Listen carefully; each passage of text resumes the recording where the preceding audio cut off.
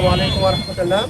আমি মোহাম্মদ শারাফত হোসেন, বাংলাদেশ খেলাফত জমুদ্রিশ কুষ্টা জেলা শাখার সভাপতি। আমাদের আজকে যেই বিক্ষোভ ছিল সেটি হলো যে বাংলাদেশে মানবাধিকার, যে জাতিসংঘের মানবাধিকার কার্যালয়ের যে কার্যক্রম, সরকারি যে সিদ্ধান্ত, এই সিদ্ধান্তের প্রতিবাদে আমাদের বিক্ষোভ মিছিল এবং পরবর্তী সমাবেশ। তো আমরা এই সমাবেশ থেকে আমরা এই বার্তা দিতে চাই যে আমরা দিল্লি দাসত্ব ছিন্ন করে আমরা পশ্চিমাদের দাসত্ব আমরা গ্রহণ করবো না। আমাদের এই দেশে আমাদের একজন মুমিন মুসলমান ভাই বেঁচে থাকা অবস্থায় এই দেশে পশ্চিমাদের যেই কালচার, যে পশ্চিমাদের যে বিকৃত কালচার, এলজিবিটি এবং ট্রান্সজেন্ডার সমকামিতার যে নীল নকশা তারা বাস্তবায়ন করার অপচেষ্টা চালাচ্ছে, আমরা এটার বিরুদ্ধে কঠোর অবস্থানে আছি এবং এর প্রতিবাদে যা যা প্রয়োজন আমাদের কেন্দ্রীয় নির্দেশনায় আমরা তা করার জন্য আমরা সচেষ্ট। যদি আপনাদের দাবি না মানা হয় সেক্ষেত্রে বৃহত্তর কোনো আন্দোলনে যাবেন? অবশ্যই আমাদের কেন্দ্রীয় নির্দেশনা আমরা ফলো করব এবং শুধু আমরা না, শুধু বাংলাদেশ খেলাফত যুব মজলিস নয়, বাংলাদেশ খেলাফত মজলিসও নয়, হেফাজত ইসলাম বাংলাদেশ রয়েছে এবং বাংলাদেশের অসংখ্য তৌহিদি জনতা এটার বিরুদ্ধে তারা অবস্থান নেবে এবং বৃহত্তর একটা আন্দোলন এটা তৈরি হবে। মোহাম্মদ সাদিক আহমদ, সভাপতি, বাংলাদেশ খেলাফত ছাত্র মজলিস ইসলামী বিশ্ববিদ্যালয় শাখা।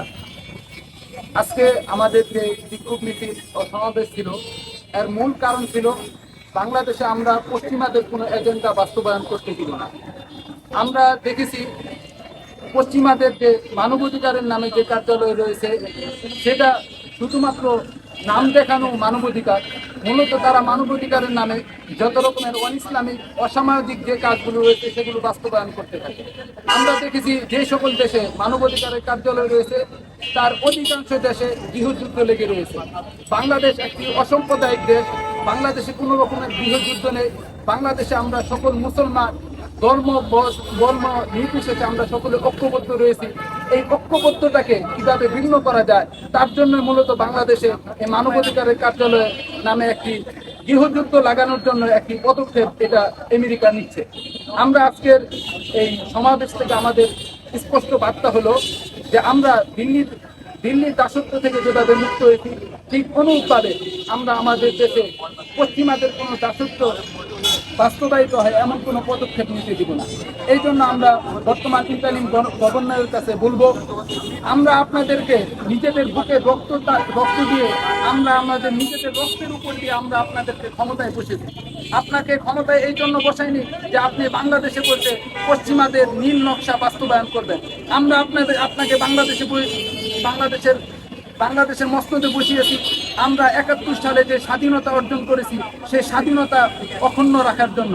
আপনি আমাদেরকে গোলামির জিঞ্জিরে আবদ্ধ করতে চাইলে বাংলাদেশের আপমর জনতা সকল মানুষদেরকে নিয়ে দল মত নির্বিশেষে সকলকে সাথে নিয়ে এমন গণ আন্দোলন গড়ে তুলব যেই মসনদে আমরা আপনাকে বসিয়েছি সেই মসনদ থেকে আপনাকে আমরা নিচে নামাবো ইনশাআল্লাহ।